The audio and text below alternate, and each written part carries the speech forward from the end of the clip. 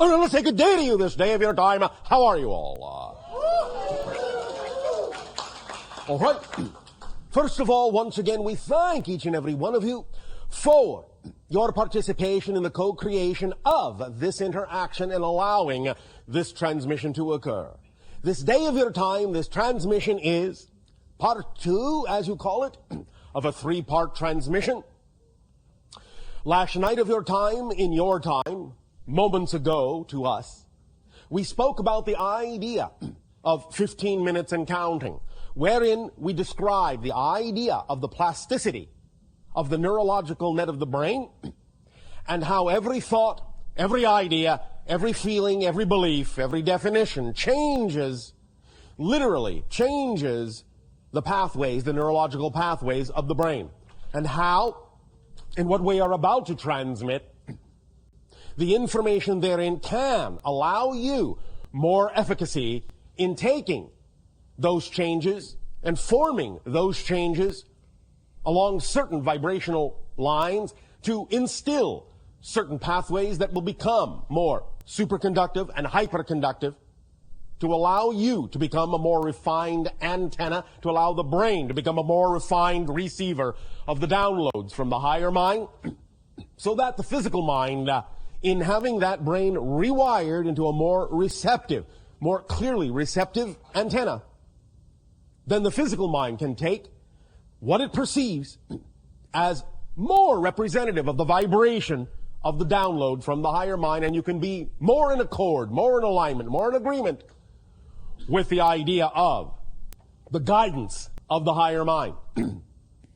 In understanding that it takes about 15 of your minutes from the beginning of the rewiring for that rewiring in the brain to go from a plastic state to once again a crystallized state and hardwire itself with the new information. This transmission has been designed, and later on the holotope experience specifically has been designed to allow, during that plastic state, when it is going from rewiring to hardwiring, to be imbued with the appropriate frequency to ensure as best as possible that when it is hardwired, it retains the appropriate vibration that will allow your brain to become a clearer receiver and an antenna for the download vibration from the higher mind.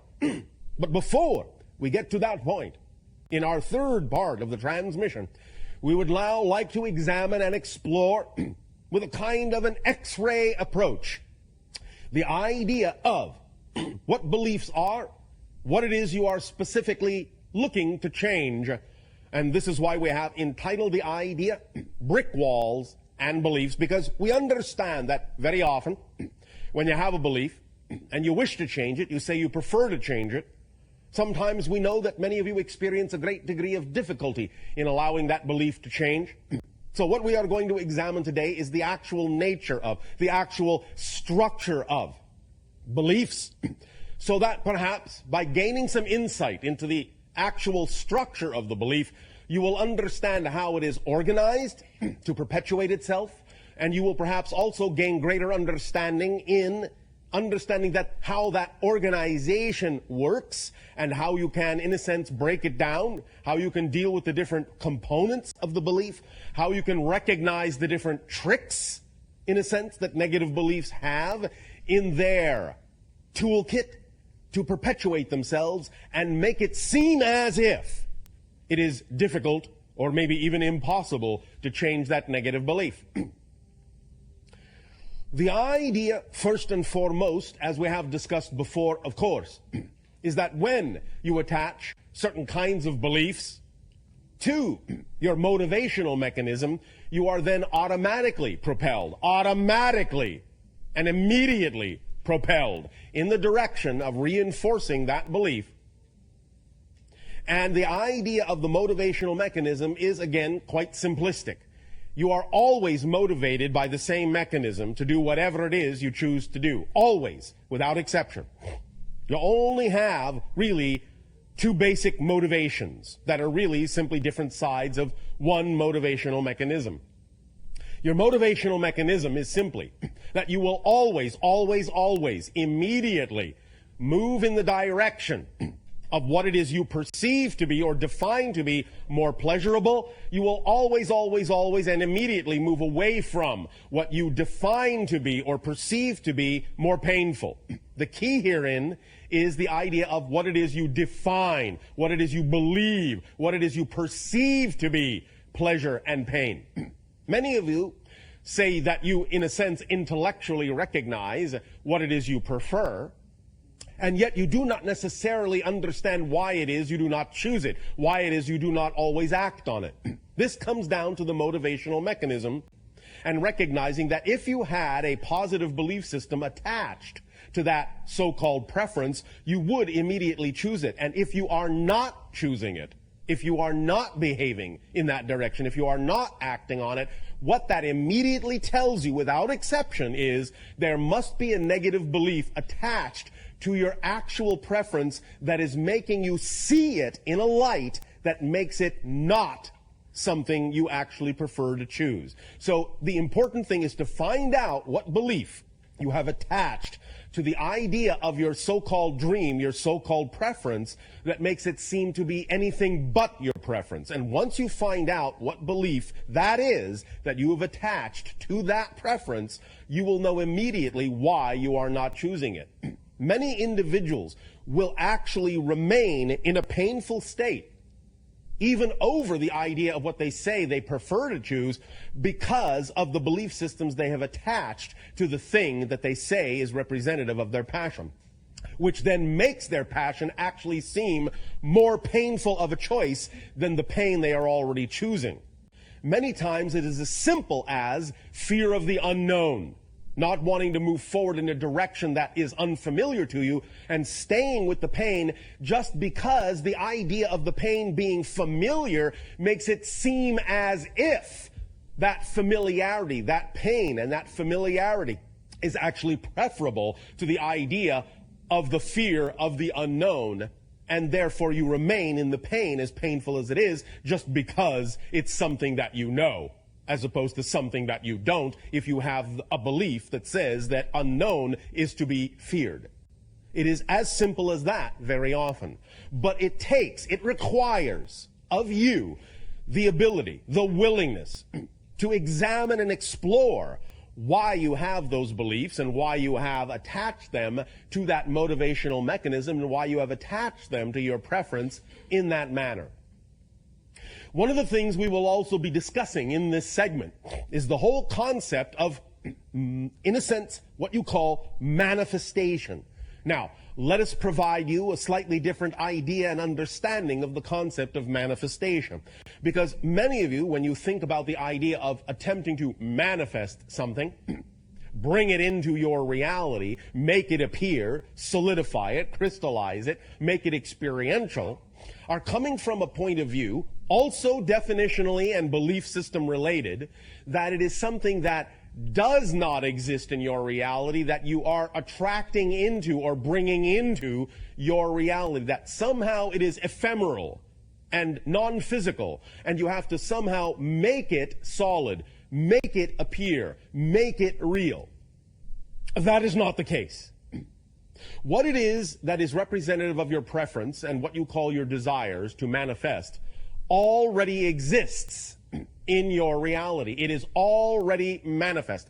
The idea of manifestation is not bringing something that doesn't exist into existence or attracting something over there and bringing it over here.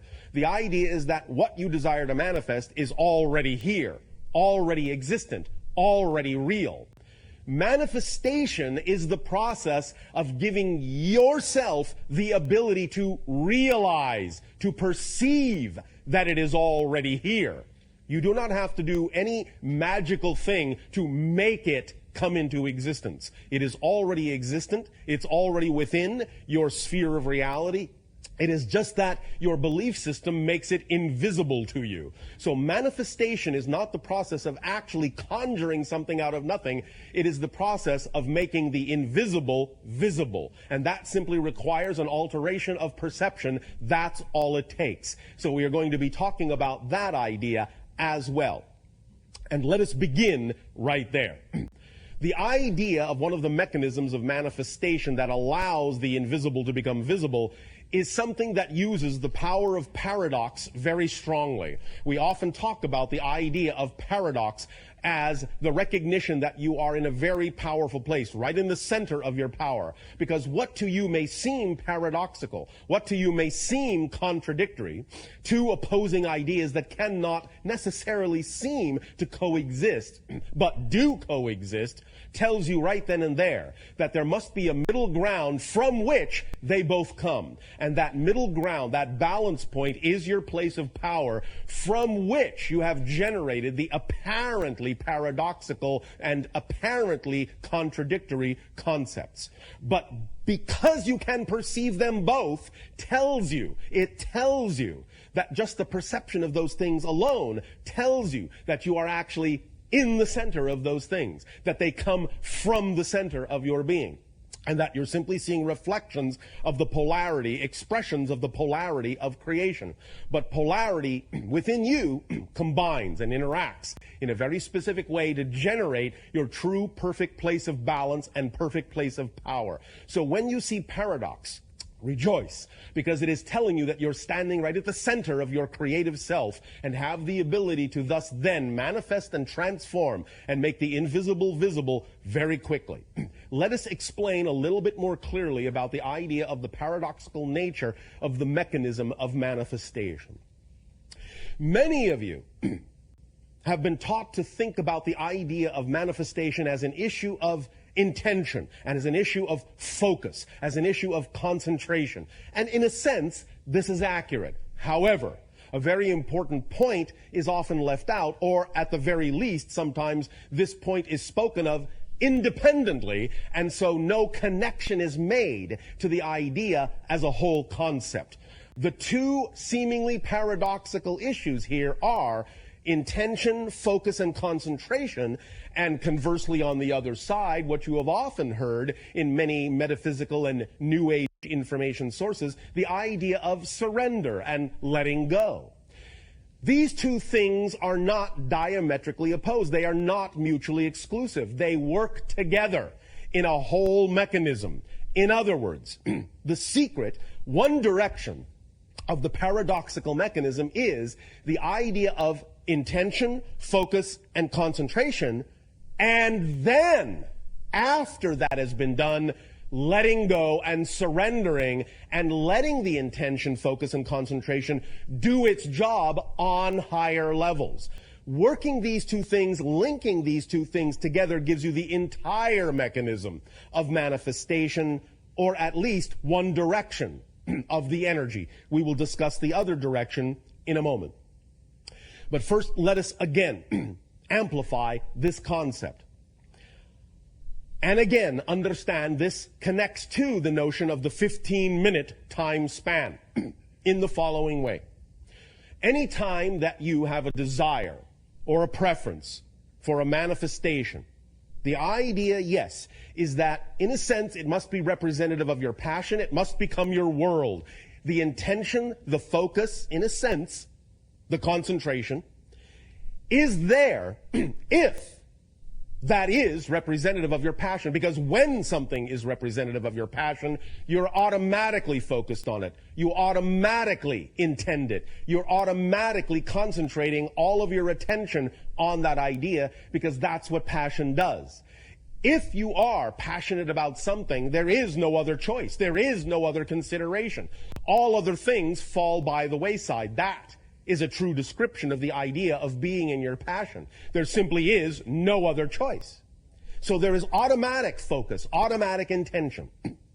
If then, in what you call a peaceful state or a meditative state or a focused state, you allow yourself to image that passionate idea, that manifestation that is desired, and feel it, and build that energy up in your energy, in your emotions, in your passion.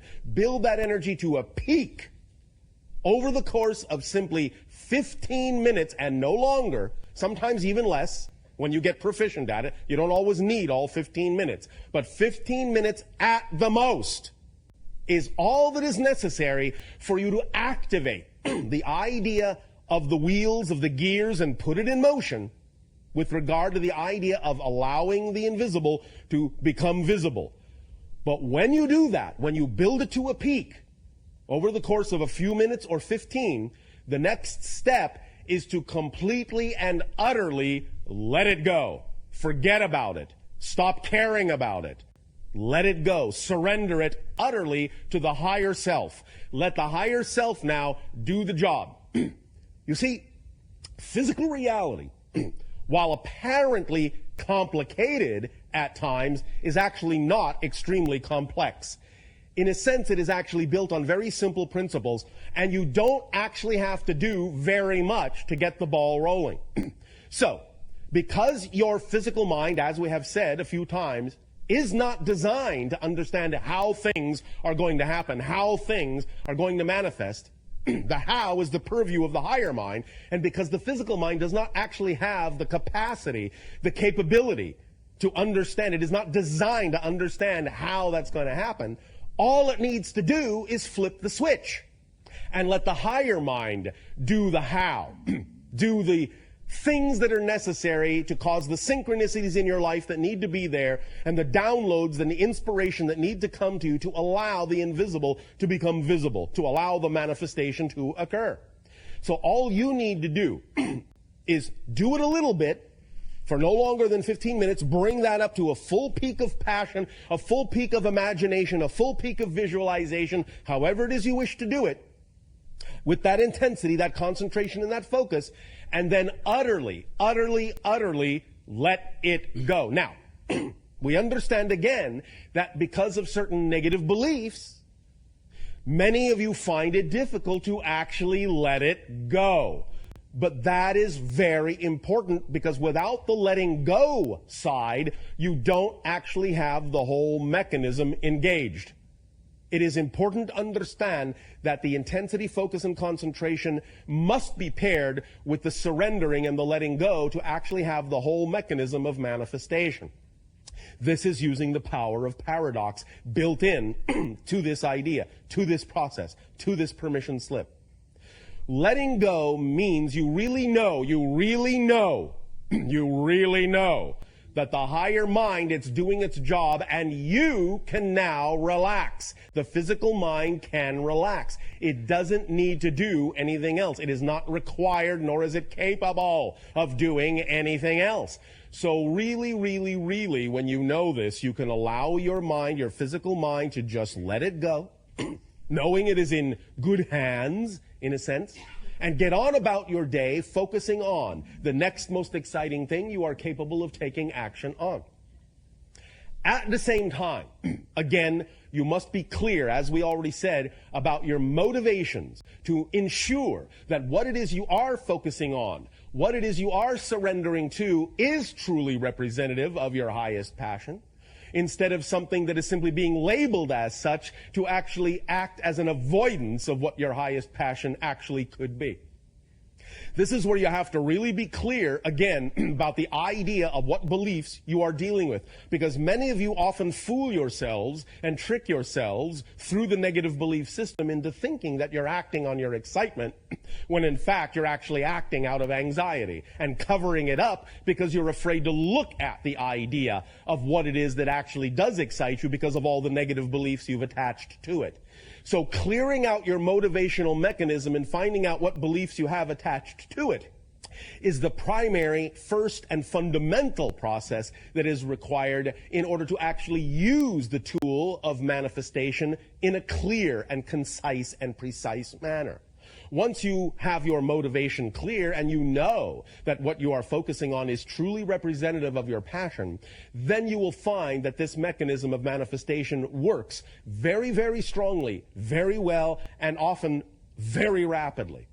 But the idea, again, is that you cannot worry it there. You cannot make it happen. You cannot Insist that it must happen at a certain time and in a certain way, because then you are once again putting conditions on it. You are not allowing yourself to truly let it go. You are not allowing thus then the higher mind to do its job. You're actually blocking the entire process by keeping, in a sense, the control, or trying to keep control of the situation within the physical realm. And the physical realm is not designed to handle energy in that way. It does not have the ability. It does not have the capacity to do the job of the higher self. It simply doesn't work in physical reality that way. It would be as if you dove down under the sea with your breathing apparatus, and then instead of allowing yourself to rise to the surface and taking your mask off, taking your breathing apparatus off, and taking a deep breath up there to go back into that realm, it is as if you are insisting, by trying to control it in physical reality, it is as if you are taking off your mask, taking off your breathing apparatus underwater, and inhaling, and wondering why you start choking, and wondering why you cannot see that far anymore, why things are suddenly murky and muddy, and why you are suddenly drowning. The idea is you must allow yourself, your whole self, to participate in this idea of creation of your reality. And you are not a whole self. You are not a whole person unless you allow the physical mind and the higher mind to work in concert. We know many of you have been taught to think that the idea of the higher mind, being that it is non-physical, is somehow not really a part of who you are as a person. It's something else, somewhere else, on another plane, on another level, and has nothing to do with what you're supposed to be doing as a personality in terms of guiding yourself through life. But that is not the case. In order to actually move through physical reality as a whole person, you need the back and forth. You need to work in concert. You need a partnership between physical mind and higher mind so that you can actually function as a whole person and use each component in the way it was designed to be used, so that you can then allow the mechanism of manifestation and the creation of your reality to work in an effortless and aligned way with the idea of the vibration of yourself as a total being. So, the idea of the power of paradox in this manifestation mechanism is also working in the opposite direction. For as you allow yourself to have the intensity of focus on your highest passion, and you allow that energy to build up to a pinpoint, a white-hot pinpoint of concentrational focus and imagery and energy and emotional feeling, bringing it to that fever pitch, and then as you let it go, the idea that is moving in the opposite direction is the issue of concentration and expansion. The idea here is that as you actually concentrate, in a sense, as you bring things down to a pinpoint, you're actually raising the frequency, you're actually expanding the frequency of your energy by focusing it down to such a small focus, small passionate pinpoint. You're actually expanding your energy in a sense, building it up. In that sense, reaching out, letting it expand, because you are now focused solely on your passion, more in alignment with your true core natural self, so your energy will expand. As you let go, in a sense, the energy then collapses back to your physical self. But as it has done so, it is similar to what your physicists call the collapse of the waveform. What this means is, as you focus and as you concentrate, and as you expand and expand and expand your energy bubble, you are containing all probable ways of manifestation that are best for you, that could occur. You're expanding your probability net. And as soon as you then surrender and let it go, and that energy bubble collapses back down to your immediate reality, you are allowing the bubble to then automatically choose the highest probabilities that will actually help you bring the manifestation into your awareness. So this is the paradoxical mechanism, is as you focus, as you concentrate, as you, in a sense, narrow your field of view on the thing that you are most passionate about, you actually expand your bubble of energy probabilities. And as you let it go, as you release, as you surrender, you actually allow the bubble to collapse down to the most likely ways, the paths of least resistance that are there for you to bring the kind of synchronicity into your life that will most likely, most probably allow for that manifestation to occur in the most effortless, most rapid way possible.